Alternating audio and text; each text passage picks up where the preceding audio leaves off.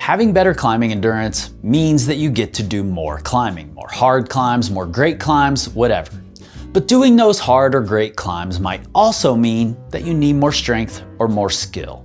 Which is why I recently dropped a video that outlines 3 sessions that, when cycled through, are probably the simplest effective way to structure your training for climbing. Go hard, do more, and explore. And in that video, I kept the advice really simple because simple was the entire goal. I know that some people want a little more detail and understanding of how to take the next step to make those sessions more robust. So I'm going deeper into each session and looking at the specifics. I'm Chris Hampton, this is the Power Company Climbing Academy, and in this video, we're talking about some of the important considerations during a do more session. Let's go.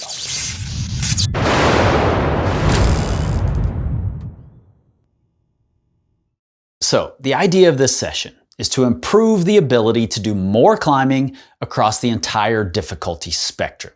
For the newer climber, this might mean just doing a little more each session, stay on the wall longer, do more moves, have a slightly longer session, maybe even more sessions in a week. In its most simple form, this is any way you can manipulate the time spent or number of moves that you're doing at any specific difficulty. But as you gain experience and are climbing harder, this is going to mean being more intentional about the compromise you're making, because this is going to be a compromise. As the intensity of these sessions goes up, as you have to give a higher extensive effort, the session will be more fatiguing, which means the recovery will take longer. So you'll get fewer sessions. Depending on your goals and how near performance time we are, the value of that compromise will change. That is entirely up to you, and is really one of the best reasons to consult a coach, but we're going to go over some of the considerations here. But before we go further, let's take a look at the relationship between endurance and effort, because you can still give high effort in a do more session, and it can feel like you're trying just as hard as you do in a go hard session. The key is that it's a different type of effort. And I think defining this effort will help you better understand what fits into a do more session versus a go hard session, because the lines definitely blur. Now, this next clip is part of my Try Harder Toolkit, which is a 1-hour video series that dives into the science of creating, accessing, and managing effort levels. It's totally free, and the link will be there in the description. Many of us only consider effort when it's in terms of needing to try harder, and this is the Try Harder Toolkit, but we should also consider our effort when we need to try either softer or longer. And I believe that effort is best visualized, at least in part, as a dial. And this dial goes from intensive to extensive. Intensive being short efforts that require bursts of energy, and extensive being longer efforts that require more sustained energy. But there's still a component missing: the level of effort that you give during that short or long campaign. So I prefer to visualize effort as this dial, but also a fader that goes from 0 to 10, which represents the level of effort that you're giving, how hard or how soft you're trying. And exactly how this fader and dial work together is open for some interpretation. I prefer to think of the fader, the 1 to 10 level, as how much I'm giving to an individual move at that moment. So fatigue has to come in as a variable. A move that might be a 3 in isolation, when linked from the ground, might require a 6. So a really continuous resistant route might not have a single move harder than a 4, but as you near the top, may require that you push the fader closer and closer to 10. And the dial is similar in that neither are a set it and forget it situation. Let's say there's a 13A that has a 2-bolt V6 right off the ground and is followed by a 7-bolt continuous 11 plus, and finally a short V2 slab. If V6 or V7 is your max, then you're going to start with the dial all the way to the intensive side and the fader pushed up to 10. And then as soon as you reach the relatively stable position that marks the end of the hard climbing and the beginning of the 11 plus, you'll turn the dial closer to extensive and the fader down to 4 or 5. As you progress up the route, that fader goes higher and higher as you need to give more of your remaining effort to stay on the wall. If you successfully turn the lip onto the short V2 slab, you turn the dial back to intensive, but also bring the fader down because too much effort is likely to cause you to slip off of the delicate slab move. moves.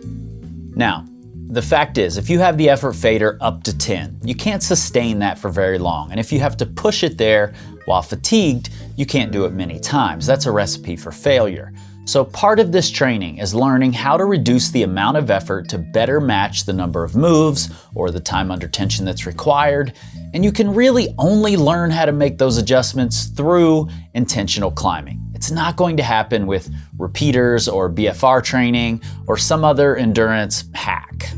Now, this session can be done on ropes or boulders. You can mix it up depending on your goals. If you're doing it on a rope, you have to be careful not to just slip into a climbing session where you're doing a route, then belaying, then doing a route, and so on.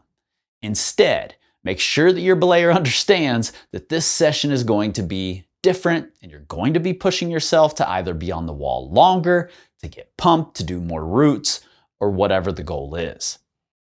If you're doing it on boulders, consider the time that you're in the gym. If it's the busiest time of the day or week, it might become less simple.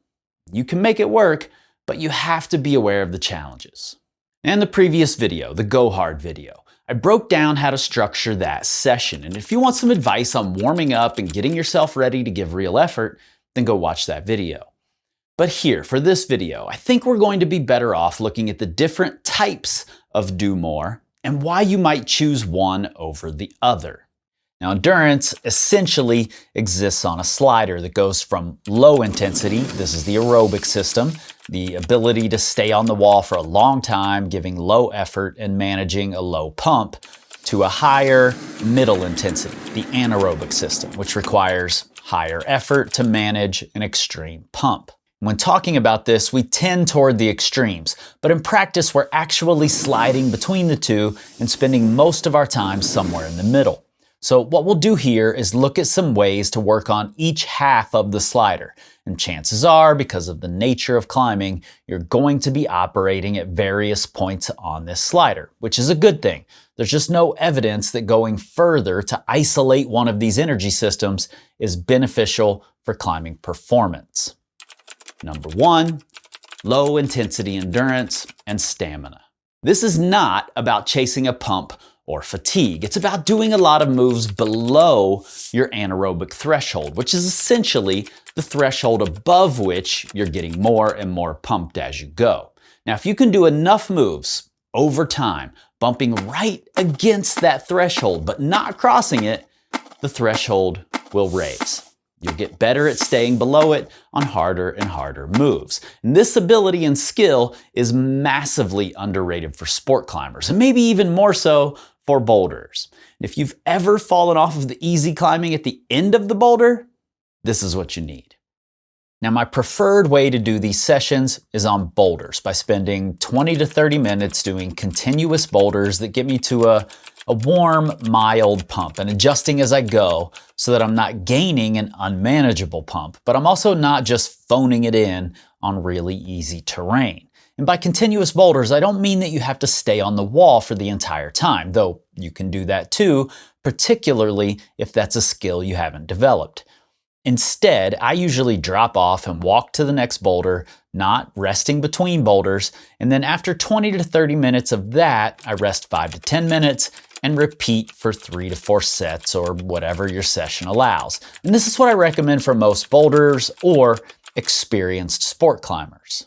However, if you're a relatively new sport climber, say up to mid 512, then you might want to do this on a rope, and you'll also be getting comfortable on lead, above bolts, managing a pump. Sometimes hang out at the rest stances, and other times try to keep continuously moving. Both are valid and will teach you different skills. Now, in that example, we're looking for on-the-wall endurance, and the intensity of the moves getting occasionally right up to that threshold is important. Now, these sessions can get really time-consuming, but when done well, don't require a massive recovery time. And you can come into them still feeling some fatigue, so they're a pretty good second day on. During these lower intensity sessions, if you're failing often or getting really pumped, you're probably shooting too high with the difficulty. If you feel no pump at all, probably too low. Finding the ideal zone can be challenging, but don't overthink it. If the pump is growing, back off. If there's none, step it up a little. It's really that Simple. Number 2, middle intensity. This is your classic power endurance or anaerobic endurance. Hard route or long boulder. You've crossed that anaerobic threshold and now the race is on. The pump is growing and you need to get to the end or to the easier terrain before it redlines. Or you're getting more and more power down and your movement skills and your big move precision are steadily declining. Improving this ability can take so many forms, but it's usually some sort of interval. Most common is the 4x4, 4 sets of 4 back-to-back boulders with rest between sets.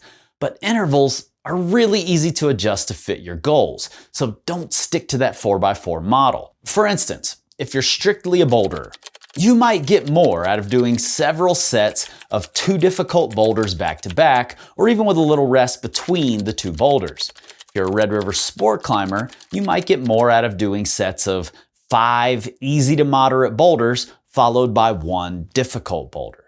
Now, if you want to work in this middle intensity on a rope, particularly if it's going to help you learn to give more extensive effort above bolts, then you should absolutely do that. You might get the right stimulus just trying some mini project level routes. But if you want more control over it, here's a great way.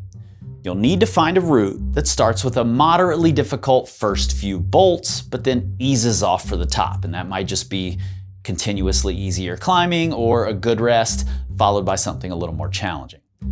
What you're going to do is what I call crux intervals. You'll lead up the first few bolts of harder climbing. When you get to the end of the harder climbing, say take and lower back to the ground. Now top rope back to the highest clip. Lower off again, and repeat. How many times you do this is up to you, but the goal is to get sufficiently pumped or powered down, and then continue up the remainder of the route.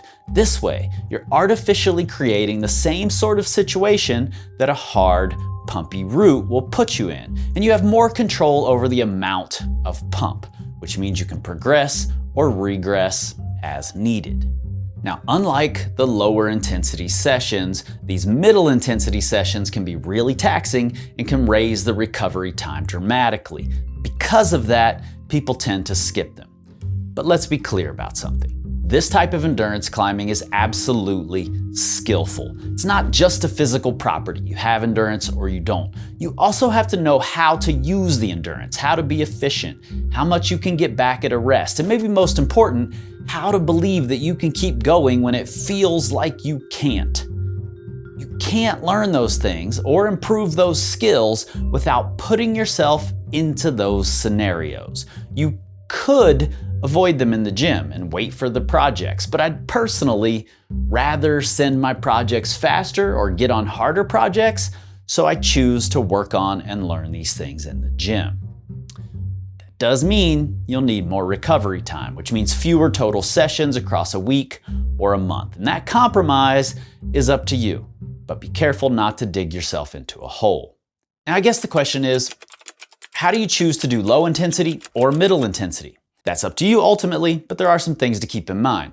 If your overarching goal for the moment is to gain high intensity strength or power, you'll be rewarded for doing shorter, more frequent sessions by coming in more fresh for those sessions. Now, this is in direct conflict with that middle intensity, get pumped style of endurance training. And that's absolutely fine because that type of endurance is extremely transient. It comes and goes easily. Now, assuming you've already gotten fairly skilled at climbing in that style, then you can easily let go of it while focusing on strength, and a small amount of lower intensity endurance will hold you over. When it's getting close to performance time, you can spin up that middle intensity endurance with a handful of sessions. The more skilled you've become at that type of endurance, the more skilled you've become, the faster it will spin up and the quicker you'll be able to apply it. That said, if you're still pretty new to that style, if you're someone who regularly says take because you think you're going to fall off, which means you probably aren't spending enough time developing those skills, then it's pretty unlikely you'll ever be able to apply your endurance potential to the wall. Make the compromise early in your career and learn those skills. If you want some help programming it, our Boulder Better and Climb 512 proven plans might be just right for you. Links to learn more about those are in the description. And of course, no matter how experienced you are, you just aren't always going to nail it. Sometimes the moves will be too hard and you fall off before you get pumped. Sometimes you'll intend to reach failure, but the moves are easier than you expected and you never really do. That's fine. Adjust. Every session, make adjustments, even if it means just adding in a harder hold from a neighboring boulder or taking a foothold out to make it harder or using a rest that isn't technically on the route to make it a little easier. If the adjustment makes for better training, then do it. Now, I'm sure there are other questions that arise, and please feel free to drop those in the comments and let's talk about it. But overall, remember that the most important thing is that we want to keep these sessions simple enough that we'll show up and actually get them done. You might be 1 or 2% less effective on those sessions that don't quite hit the mark, but you're 100% less effective if you don't show up at all. So keep it simple. Resist the urge to complicate it until the simple version doesn't seem to be working anymore. All right, I'll be back soon to discuss more details about the third and final of our 3 simple sessions. Explore. See you then.